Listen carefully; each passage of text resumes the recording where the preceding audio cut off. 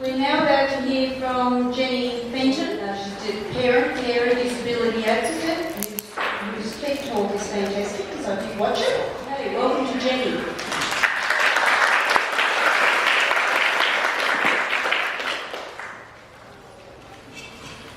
Okay, I had some slides, but I just decided this morning they were really boring, so I'll go for that.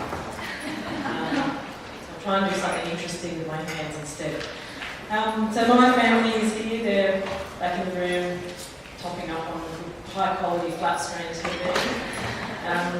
And my daughter, who's 8, has cerebral palsy, Mala. She was diagnosed at age 2, so we've had 6 years in this different world. A lot of people don't know about, but I'm assuming everyone in this room knows it quite well. So we've been on a pretty wild ride, and you probably know that wild ride pretty well as well.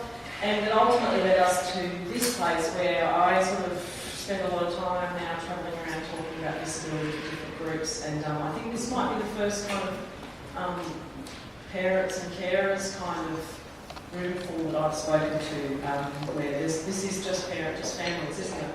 So there's normally service providers, so I have to watch what I say, and normally members of the public where I don't want to share the inside world about how hard it is sometimes, because I'm trying to encourage them to stop thinking of disability as tragedy, so that's at cross purposes of that. So this is a much more relaxed forum for me to talk. So where we've reached with our daughter is that we don't view disability as negative in our lives, and we just view it as a different way of living, and we're striving to create really great lives for ourselves, a great life for ourselves, our family, and also a really good future for our daughter, especially after we're gone. So the core of my belief is that I believe people with disability belong everywhere in the community. So that's a really important part of what I want to talk about. And it influences everything that we do. So I think that by belonging in the community, for me that means that people with disabilities should be able to experience all parts of the community if they want to. And those parts might be, the ordinary things in ordinary places like having friends, education, sport, might be travel, love, sex, which is quite controversial. Having your own home, having your own family, taking risks, making mistakes. There should be way more people with disability creating scandals. We're really underrepresented.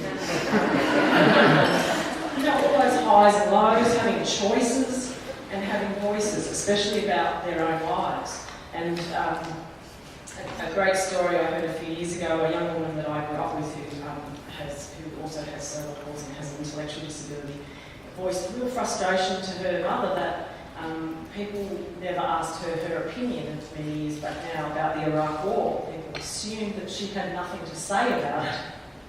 While everyone in the country was kind of talking about it and had a view, she had one too. My computer's going to freeze now. I've gone the non-slide option. But we did have a journey to get to where we are, and it sort of takes a constant effort to stay in the right mind frame to keep thinking this is a great life, and our daughter has a great life, and she will have a great life. My computer's doing really frustrating things. So we don't actually do special anymore. We don't go to special places. We access services, and we kind of make them come into our community and our home. We did go through early intervention when we were younger, and now we do it a bit of a different way. And that was great because we met a lot of families that we've maintained contact with. So have you noticed that quite often for people with disability, the actual impairments of their disability aren't as great as the impairments of the way the world's set up and the way people think? Have you noticed that? Everything from, our motel room to have wheelchair access, have a step. So if we've made a different decision of getting the power chair out of the car that's way down there somewhere, we wouldn't have been able to get into the room. So there's a whole lot of pressure on us where people expect less of our children. They assume all kinds of limiting things.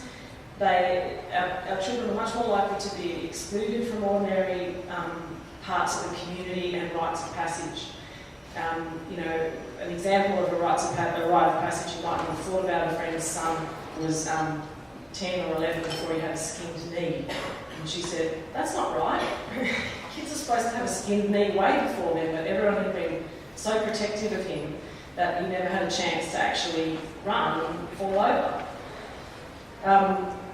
So why is it so hard? Why is it so hard for people to focus on some people's gifts and their interests and their worth just for who they are? There's a few reasons I'd like to talk about, and I need 4 volunteers. You just need to be able to count to 34. Jump up here. It's nothing horrible or embarrassing. Probably. Unless you can't count to 34, it'll be embarrassing.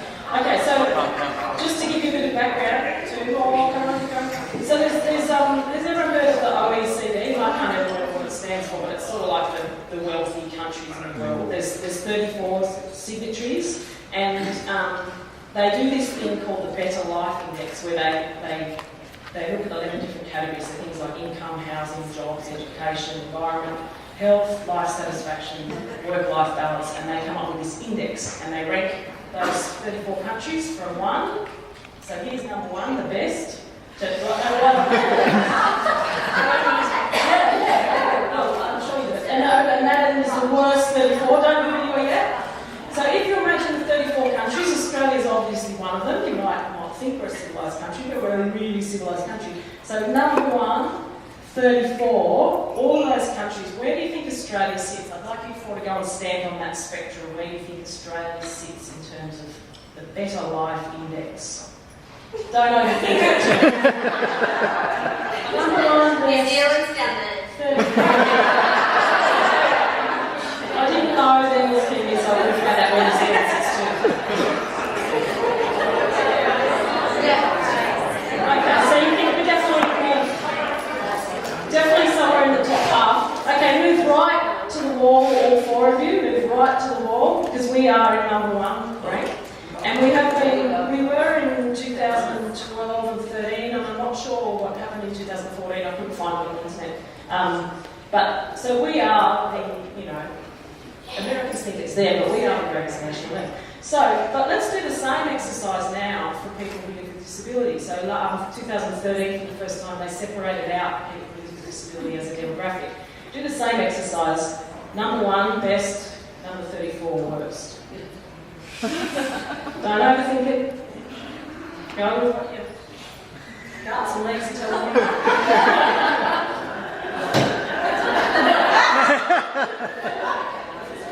Okay, well, Happy's 100% right. We are number 34, so move to the far wall. What does that tell us about why this is so hard for what we're going through as families? Thank you to you 4. You can sit down, that was the end, it wasn't too hard. So,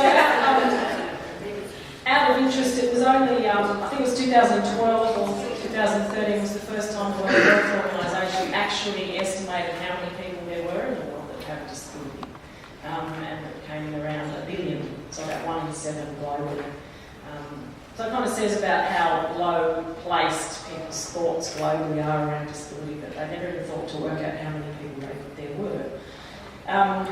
So it's not your imagination. Quality of life is typically lower. Discrimination is still rampant. It's not legally mandated in Australia very much anymore, but it's still rampant. Exclusion, isolation, segregation, congregation of people with disability is still really, really common. So there's also this dark history that probably none of us in this room would have had our kids not so long ago. They would have been institutionalised. And the darker history before that is they may have been euthanised. So, there's this horrendous thing that we trail behind us in our genes about how we feel about disability. But where we've come from that past of persecution and oppression has moved then into the charity model. And we're still kind of largely got a foot in the charity model, which is where we as benevolent, wonderful people who hold all the power agree to look after those who are more vulnerable and have less But where we've moved to legally now is a rights model. And it's very important to understand the difference between rights and charity, because charity assumes is reliant on someone else's goodwill. Rights are rights. You have an absolute right to a certain standard of living, and it's the standard of living of the country you live in is the general picture. So that divide is totally unacceptable. We're an incredibly wealthy country. We have a lot of resources that have been pulled out, and the problem is that the money from those resources aren't getting to vulnerable people. That's a bit of a political issue I won't go into. So, and the third reason why it's so hard is we have as a species this obsession with normal. And I saw reading a paper on the way up, I saw a guy with a t-shirt, and I didn't get to read what it meant or why he was wearing this t-shirt, but he had a t-shirt that said "Normal's over." Yeah, I want one of them. That's a great slogan. The normal is this guy. He's middle class. He's white. He's definitely white. He's straight. And he's able-bodied, and that's the normal guy. We've kind of set up the world to be around this guy. And how's that working out for us? How's normal worked out for the human race right now? Actually, if you're normal, it can be working out pretty well. But the problem is that most of us aren't. There's a good 51% of us who are women, inconveniently, for a start. So we have this massive inequality around the world, and within countries and within communities. And the whole competitive thing is the other angle to it, where we compete against each other for resources, which I think has worked in the past for the human race and the tribal societies a long time ago, but we've reached the point where there's 7 billion of us and we've really got to work together. So competition needs to move on too, and we need to be in a cooperative model. So more to the point, how can we change it? So firstly, it is changing. So there's a shift happening. The fact that that rights are enshrined in law to different degrees and starting to be enshrined in law around the world is a great big shift. There's sort of real understanding that diversity is going to be the most important thing in the human race working together, is acknowledging diversity. And that cooperation that we talked about is imperative. And I think we're really seeing that in what's happening in Syria now. Everyone gets the scale of what's happening, that you can't have millions of people being driven from one area when everyone going, oh, that's not our thing, we're in this together. So when we understand that we're a collective and that we're interdependent on one another, it becomes ridiculous to take a whole group of people, such as people with disability, and marginalise them and not give them the chance to participate and do something meaningful with their lives. And that's exactly what's happened, is a lot of people's potential has not been realised, and that's a crying shame. A few years ago I went to Sydney to do training called asset-based community development, and I really recommend it if you get the chance to do it. It's one of the best things I've ever seen. And it's about working with what you have at a community scale instead of thinking like governments do, which is, well, we don't have any of that service here, so we'll get some of that service here. We don't have any of that. It actually looks at, well, what gifts do we already have? And they do amazing projects with things that groups of people who are typically marginalised. And one of the speakers mentioned in that training that we've gotten into this habit of classifying people as successful and worthy or people with deficits. And the people in this deficit pile, of which people with disability are clearly categorised that way, are often described for the one thing that they don't have. Like homeless people, the only thing they don't have is a home. Single parents, the only thing they don't have is a partner. Inmates, the only thing they don't have is their freedom. So, those sort of groups of people have all kinds of other gifts, but they're known by one trait. So the deficit pile isn't a place to live a great life. So what can you do? And what I've noticed that I and other families and people with disabilities do to live a great life is you have to walk the line. You have to walk all these lines between tricky two worlds all the time. So I wanted to share some of those lines and how I walk them. And everyone is going to have really different journeys and different situations in their home. obviously different interests, but hopefully some of what we do might be of interest to your lives. So the first line is between being a parent and being a carer, and I think there might be a few other people who aren't in one of those two buckets, but they're different roles.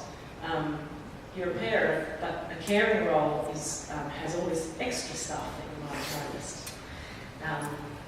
And so the very first part of that for me is balancing being a parent who's also a carer is to know our rights and the rights of my daughter. And one of the interesting things I found out is that carers, at least in New South Wales, are afforded a lot of the same protections as a person with disability, in acknowledgement that if all the carers went, okay, I'm out, the government would be right up shit creek. There's so much unpaid support that happens. There's legislation which protects carers as well. So the crux of your rights is you actually have a right to be everywhere and to do all the things that your friends, neighbours, your siblings, your peers do.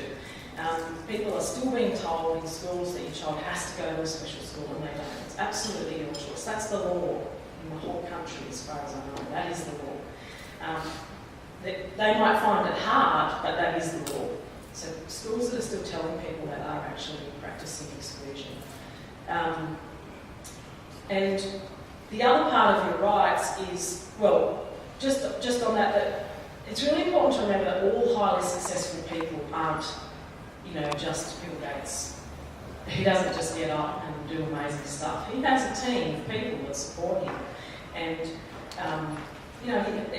everyone, even not Bill Gates, has tools and equipment to do your job. You have a car, you have a house, you have plumbing and all that kind of stuff. So to think about your person who has a disability's life as needing support people and support equipment is just the same as that.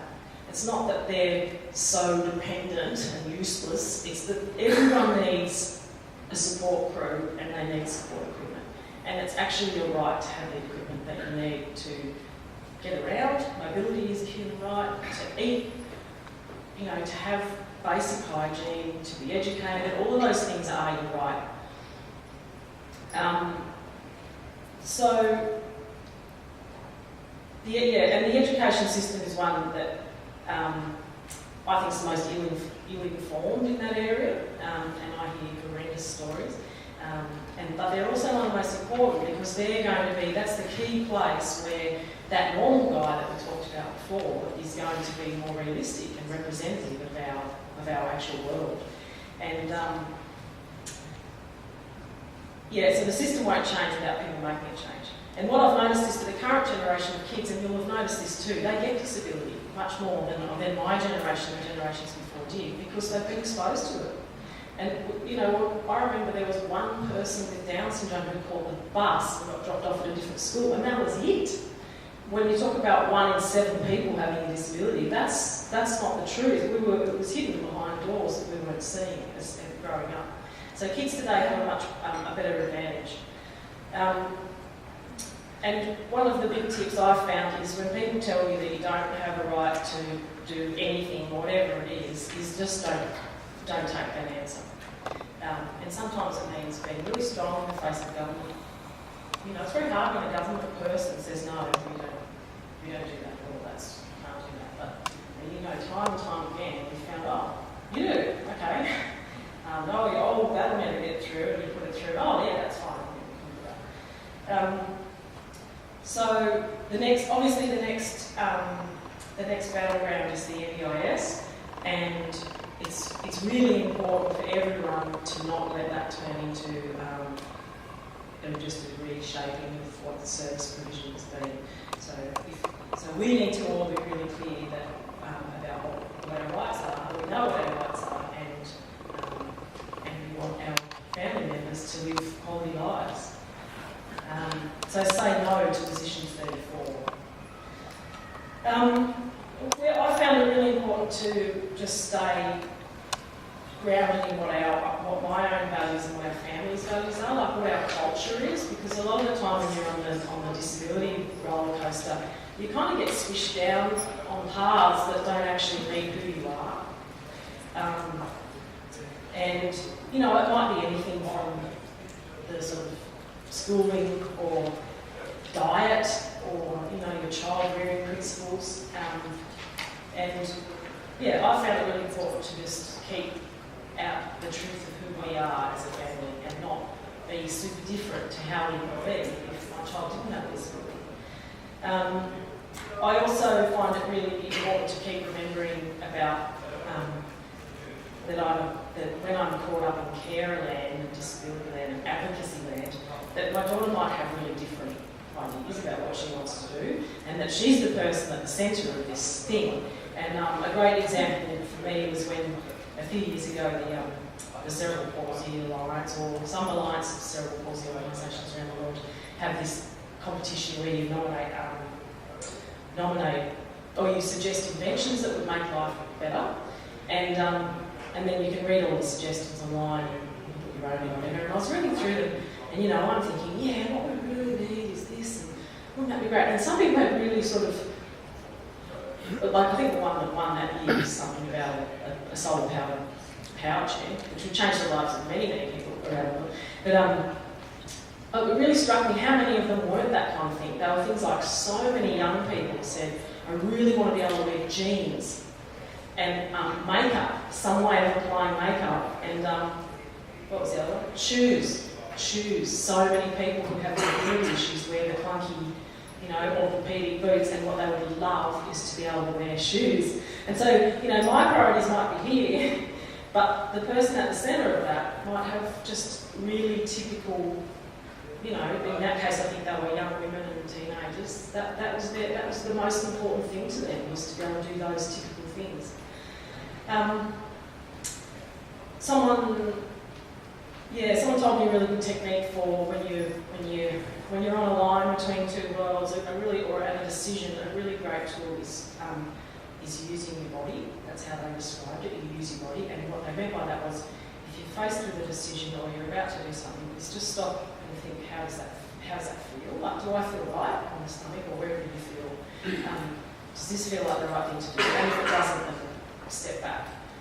And I love that tool because it comes up all the time that the path you're being suggested doesn't feel right, or the way someone's talking to your child doesn't feel right, or, and it may be a professional who should know better, but, just to constantly have that tool in my toolkit has been a really helpful one. And the next line that we walk is the line between an ordinary family and a complex juggle.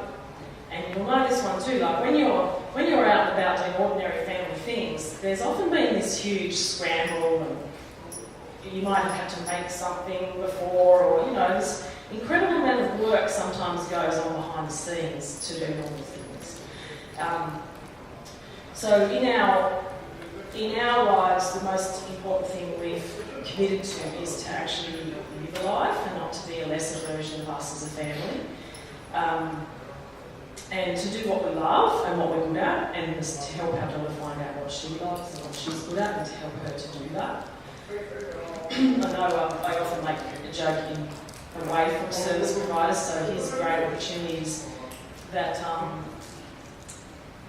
often what's offered to kids is to go on a bus with other kids with disabilities to bowling, and when are they going to get that some people do like bowling, but a lot have no interest in bowling whatsoever. So we're really committed to being clear about what she likes and what we like, and balancing our whole family's interests. And I think it's really important to take risks and experiment with people with disability. There's often this thing that happens that people try something and it goes wrong, and then that's like, oh, well, that didn't work, you tried that. But people without disability, that's not their life out of the house over when something goes wrong. You actually make a series of mistakes, and that's how you learn, and that's how you grow, and that's how your life finds its path. So taking risks and making mistakes is really important. And I think it's really important to do your life with people you like and that help you grow and that you have fun with and that care about you. And sometimes people with disability end up surrounded only by people who are paid and who move on at the drop of a hat because their life changes. One of my hottest tips is to be visible in the community, to be really visible. We moved to a really small town called Bellingen in North New South Wales, near Cross Harbour. Yeah, well, see, great things come from Belgium. And we had a few links, like my partner grew up in Dorrigo, up the hill. So we moved back there after being all over the world and whatever to raise our kids. And we had a few links, but we essentially started from scratch in this community. And the beauty of it is it's a small community, so you can meet people and come across them multiple times and develop relationships. But to make those connections, we did stuff. We went to kids' stuff to start with, because, you know, we'll go to playgroup, and then that built into other community stuff. And 4.5 years later, like I can honestly say, we know probably about 400 people in a town that's about 2,000, but there's, you know, other sort of feeder areas around it. And they know us. We put into things, we go to things, we're seen, you know, we volunteer at stuff. We're in people's minds, and because we're in front of their eyes, they see us all the time. They don't get to just meet us once and go, oh yeah, keep in wheelchair. They actually get to know a bit more about us and about what my daughter can do, and you know, she's a real member of our community. And I'm also all over Facebook, which is, you know, a blessing and a curse. And I also talk about this disability revolution that's happening in the world, you know, this change to rights and stuff. If there's an opportunity at some event, I talk about it. So a lot of people have heard where we're at as a family, how we live life. And what's happened is that people do stop and they slow down and they talk to my daughter, and she's very hard to understand. Her speech is very, very unclear, and she mixes sign language and speech. But people stop and make the effort, and often I'm not even close, and she'll have a conversation with someone. And it's just because they've slowed down and they've made that connection and they care. And you know, a lot of people get hugs as well, which makes them want to keep doing that. So, yeah, be visible, be involved, be connected. It really does work. Does everyone know what circles of support are? Okay. Well, the concept, there's a woman in Canada who just passed away this year, actually, Judith Snow, and write that down. Judith Snow, she is an amazing advocate and person with disability. She was the first person in Canada, I believe, to have a self-managed funding package, and she's on YouTube too, and she does some great speeches. Like one of them I saw, she spoke to universities, kids, and she just started out with, she said something like, you want to know what I think? Disability's a crock. And she got right on in there. But she talks about how when you have people in your life who are paid to be there, there's sort of different tiers of that. This would have been a good slide. There's sort of tiers of support of people in our lives we have. There's that inner circle, like your family, your really close friends, and then there's your friends, and then it gets sort of broader, like people who are paid to be there, like your doctor, your hairdresser, your mechanic, whatever. And then it's sort of like the rest of the community, and that it's sort of the degree of connection gets less a little further out. And what happens to people with disability is they often end up only with people in some of those circles. They often end up with only their family, paid workers, and friends who also have disability. And that puts them in a vulnerable position, particularly after their family has gotten older, their parents have gotten older. So that's something we work on a bit, is trying to broaden the number of people in my daughter's circles, so it's not just us. I might talk a bit more about that later. And I think it's really important too for our people with disability to be able to make a contribution, and services often kind of funnel people into safe, controlled experiences instead of letting them be in the mess that is real life. And I just talked about that, risk-taking and mistakes and stuff before. So what we do is we go to kids stuff, and I have this great technique which I call show up, which means I don't give them any warning that my daughter has sort of quite significant support needs. I'm there to support her, or someone is, but I don't give them any warning. I certainly would never ask permission to go to something. And we just kind of show up and see what happens. And some awesome things have happened as a result of that technique. Like once I took them to this homeschool sports group, and there's a whole group of kids, and it's, homeschoolers. They're pretty unruly, to be honest, but that's what I love about. They were playing games, and they had a facilitator, and the facilitator's gone, oh, okay, I've got a kid in a walking frame, and she, on the spot, did some awesome adaptations of what they were doing, just off the bat. Whereas possibly if she overthought it, she would have freaked out and not been able to sort of handle that, or started to think about liability or all those kind of things that happen to people. So I love the show up. Show up and expect wonderful things to happen is what the full name of that technique. My daughter's gone to ordinary king sport stuff. She's learning the cello. She does this, she's been swimming since she was 5 months old. She still uses flotation, but she's now independent. If she's got the right flotation, she can be on her own anymore. She's done kung fu, which was very hands-on with me there. She's been to dancing. She's been to singing, which was interesting because that was one I did bring the teacher the night before. He just said, yeah, and he said, okay, does she vocalise? And I'm like, yeah. And he said, yeah, no, you'll be fine. And she taught him that she liked the held note at the end of songs. And she was doing it in songs that didn't have a held note. And he was like, no, you're right, the held notes are great, we should add them to the songs. One of the best ones she's been doing is a drama class, and it's a mixed group between, I think they're like 6 to 9-year-olds, and this is what our respite money goes on. Is her having been able to go to that, so that I get to drop her off, and then I get to go to the play at the end of the term, like every other parent. I don't know if in and out, and I don't want to scream when I hear the lines spoken again. So that's she goes to this class. I drop her off. And they check in with me about things like, we need to get her to carry this over there, what we do this way to do that, or whatever. But often they solve it themselves, and the kids often solve it.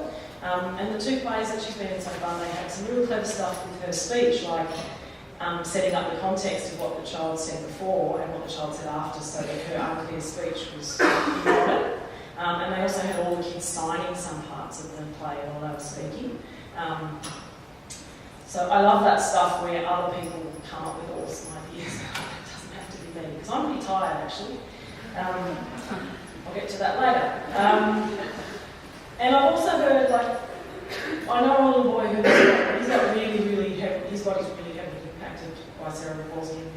And he's like, my daughter can use a walking frame, can walk holding your hands and stuff, but he's very supportive. His chair really supports him and his speech. He doesn't speak at all as far as I know. And he was really obsessed with karate, and he went to a class. He started going to a class, and I don't know how. A few times I've gone, I wonder what that looks like. But he loved it, and it looked like something that was important to him. So it's really none of my business. He went to karate. He was a kid doing karate. So yeah, all that stuff behind the scenes that makes your life work. A lot of it's about equipment in our family. Might be in yours too, but we found all these tricky little ways of getting through stuff. Like the cerebral palsy Alliance has a boot room in Sydney, and they'll loan them out to you instead of having to pay $300, and you just return them and get the next size, and if they've got them. So there's all these kind of tricks that we've found that are making our life work at the moment. And yeah, I think it's really important to get the tools you need and the support you need. And at the moment, last year we had an awesome little collection of friends that were available that I trust, that knew how to communicate with my daughter, that I trusted to be support people for her in different situations. And then 2 of them left town, and a family member thing happened where they're not available, and then sort of we're down to 1 person, and that's not enough. Not enough help. So you have to kind of, it's not a set and forget thing, getting the tools and support you need. It's a constantly changing feast of things that works and doesn't work out. We don't have much many paid people, much pay. We don't have much money. So we've got sort of that 1 drama class a week is that's it. But we have sort of other people that sometimes want to help, and we're building that up to work for us.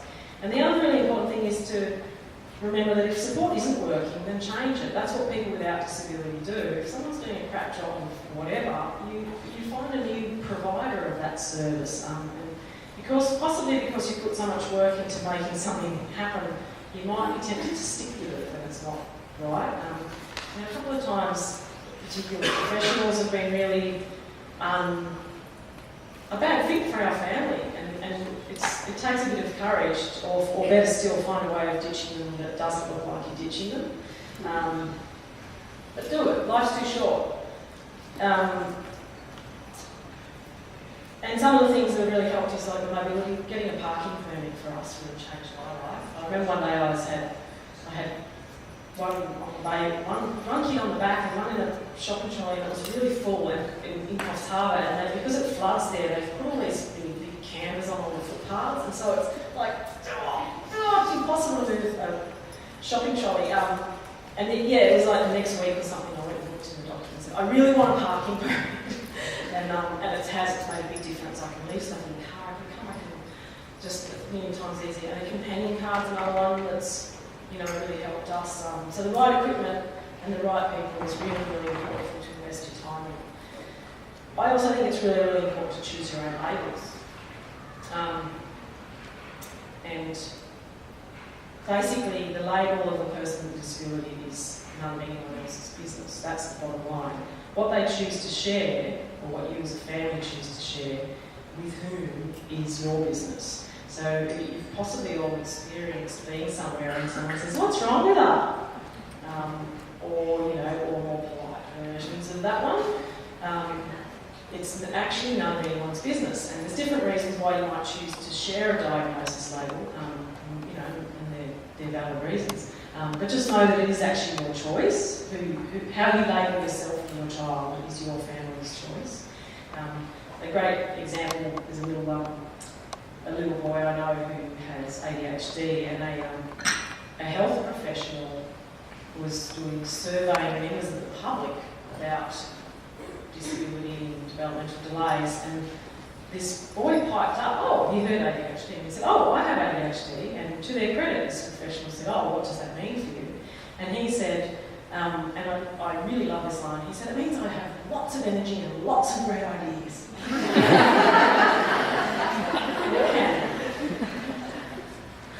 I think one of the... Sorry, can I just add to that? My daughter uses AAC, so she's non-verbal and she uses a communication book. She was writing a letter to her friend who has severe cerebral palsy, and her last sentence of this letter said, "She," meaning Ariella, her, she is okay and brave, not cerebral palsy, Cruciate syndrome.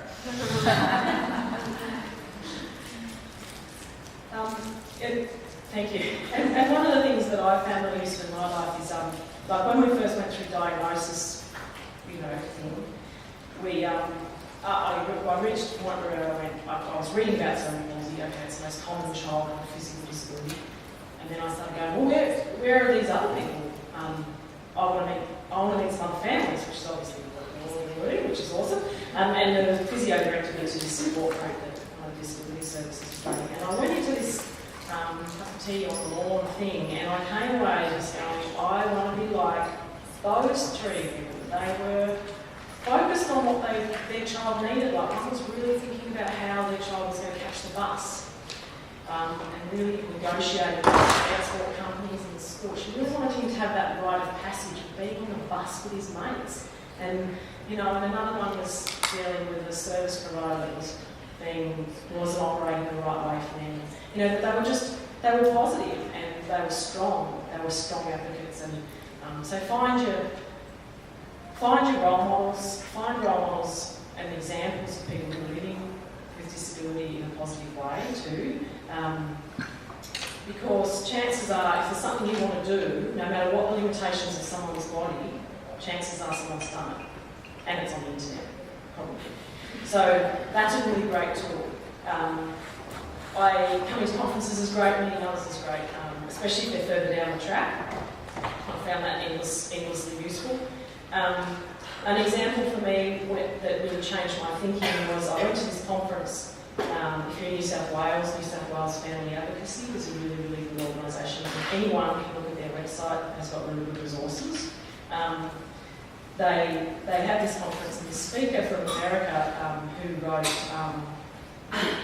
Giving the Whale, whose name is... Slides are great, aren't they? Schwartz, it's like Swayze. You get Swayze if you type it into Google. Schwartz, and he wrote with Paula Cluth. She writes about inclusion a lot in schools and techniques for including kids. And he just told a story about this client that he had who had, I can't remember exactly what was going on with his brain, but he basically had a life of institution and medical fragility, so that he didn't go to school and whatever, and he was an adult in an institution. And he was just, as you imagine, really, really bored. And his only conscious movement was eye blinking. And he just told this story of going through this guy's files and finding nothing about him. They only found about his condition. They only found his medical stuff in there. So he had nothing to go on. I had to observe this guy and see that he kind of lit up when there was action happening, when someone dropped something, or, he goes, this guy likes drama, right? And he worked with some engineering students to design something that operated with iBlink and got him a job in this place. And everyone who worked in this place said, he's enjoying his job way more than I am. He deserves this job more than me.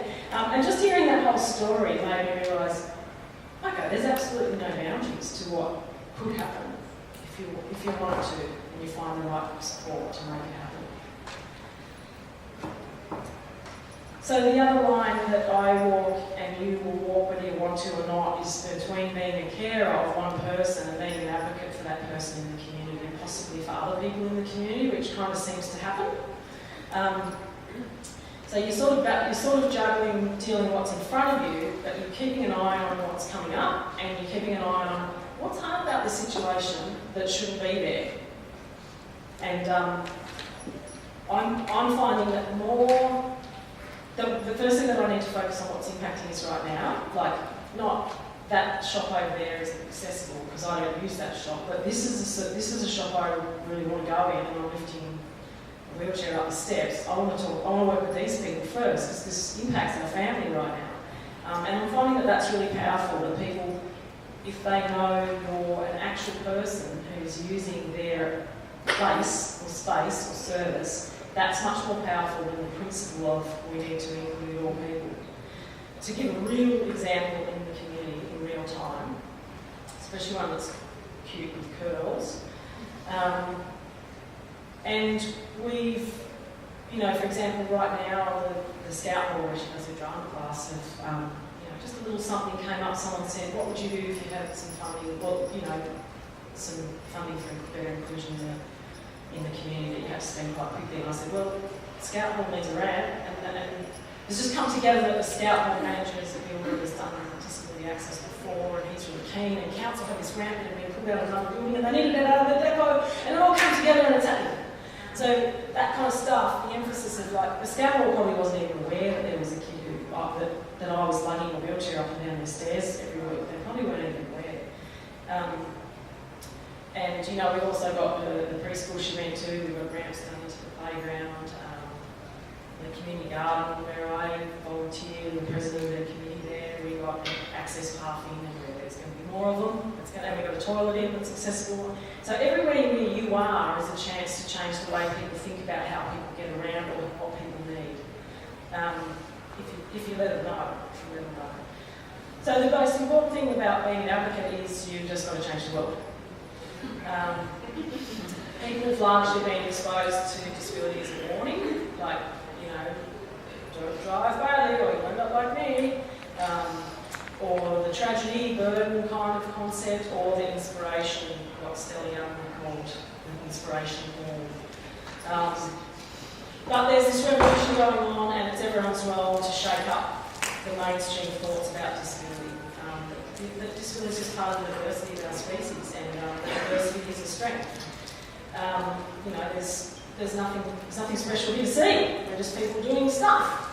I saw a great T-shirt. I think it's part of the Paralympics program. It's got a wheelchair doing a flip, and a wheelchair stick figure, wheelchair doing a flip, and the slogan says, "Keep staring, I might do a trick." There's a few T-shirts I need to design. I found it really helpful in dealing with people to talk positively about disability. I make sure when I'm talking to someone, I don't say, I had to get my daughter dressed and I had to feed her. I say, I'm just helping Mum get dressed, or I'm helping my wife do this. And I talk about what she's into rather than what she can't do. I just focus on what she's interested in and what she's good at. And it makes a difference in the way that people interact with her. I guess if you think about everyone's probably written a resume at some stage in their life. If you think about what you write in a resume for a person without a disability and then what's written in files about people with disability, there's often like a really ridiculous focus on everything you can't do. Imagine seeing everything you can't do written down on a page. It'd be horrendous. Jennie, she's, the intro that you almost read out before, Jennie, she's terrible with heights, chronically late, and so on. So one of the things I worked out I had to do was I wanted to start a social inclusion project in our town, just as a kind of an alter ego to talk about stuff, and so it's mainly a Facebook presence, because Jennie, she's terrible at writing websites. No, I've never made a website, but I will. And it's kind of about sharing positive stories about disability and encouraging the community to lift their game and include a wide variety of people. It's not specifically about disability because there's a lot of groups that are marginalised, but that's kind of my interest. And the thing I worked out that I needed to ask everyone, whether they're an individual or an organisation, is to do three things: to check your head, to check your words, and to check your actions. And checking your head is about just really thinking about everything you think you know about disability. Just stop and think, well, where did I get that from? Is that even true? Because most of the assumptions that people have aren't really founded in reality. And you'll know some of those if you think about it. And those sort of assumptions that people hold can limit people's opportunities in the community. And checking your words, I talk a lot about language, and I just spoke a little bit about that positive framing. I reframe a lot with people. I remember reading, another great read is not Judith Snow, but Kathy Snow in America. She wrote Disability is Natural, which is an awesome book, and a website and a newsletter if you want to get onto that one. And I remember her saying that her son, people used to say what's wrong with him, and that later he told her it was really, really important that every time she answered that, which she did, it was really important to him that she always said, there's nothing wrong with him, he has cerebral palsy. That really meant a lot to him, that she reframed every single time that someone did that angle. That there's also a common thing of excess use of labels around people with disability when it's irrelevant. Teachers are the worst, I reckon, and doctors can be shocking, but they're sort of, they're kind of on this doctor mission. But teachers will often say, I've got 28 kids and 2 Askies. I'm like, what? You've got 30 kids. Firstly, it's none of anyone's business what diagnosis those kids have, unless they're actually talking about a specific issue that affects that diagnosis. There's those. And asking everyone to check their actions is just thinking about the subtleties of how they do their business or they do their community group. Because most groups will say, we don't exclude people with disability, but they've got no physical access, or they're very rigid about the way they do something. They have a very rigid set of rules, and that often really just makes people think, I don't belong here, I can't be a part of that. You need something different to that. Most people don't have the confidence to ask for their needs to be met if it's different from outside the role range. I think in terms of scales of actions, I've got this child to support, but I've also got this family to work within. I've also got this community to work with. And there's also state, national, international things going on. So that's the advocate person has to jump between those things. And that technique I mentioned before about using your body, does that feel right? Did that just happen? Is that right? It's really important as an advocate that I have these lists. Has everyone got lists? Things to do? Big? Are they big? Does a lot of it not happen?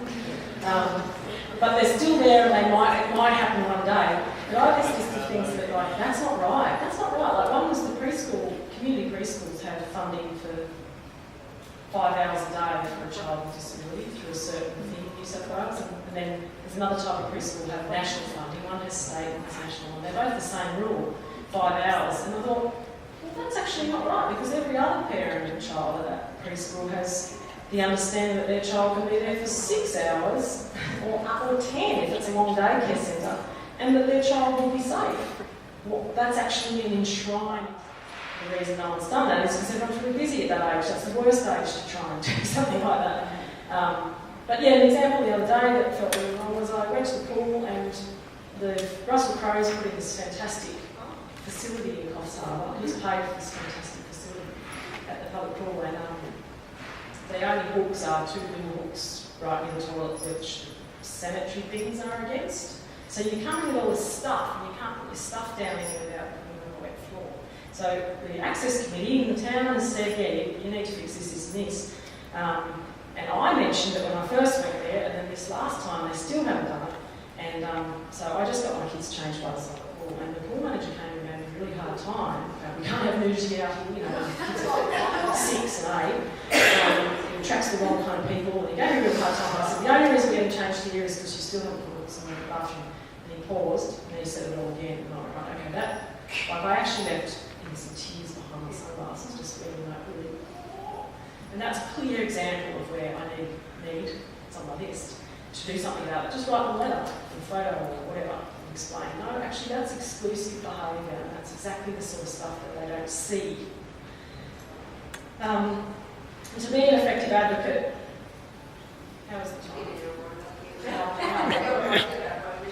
to be an effective advocate, it's really, I found it really useful to have a vision. So now I've lost my place, sorry. To have a vision, so to have a vision of where you want to be. Like, I imagine that my daughter will be able to live in a house with support. Someone might, live there. I'd imagine that a dog might be a helpful part of that, her living independent, in her own home. I am not going to let her have a substandard education. To have a vision, it helps you decide between choices when you're along. And some people even, if you look at that Family Advocacy, New South Wales Family Advocacy website, they have some examples of visions and how people use them. And I'm actually almost finished.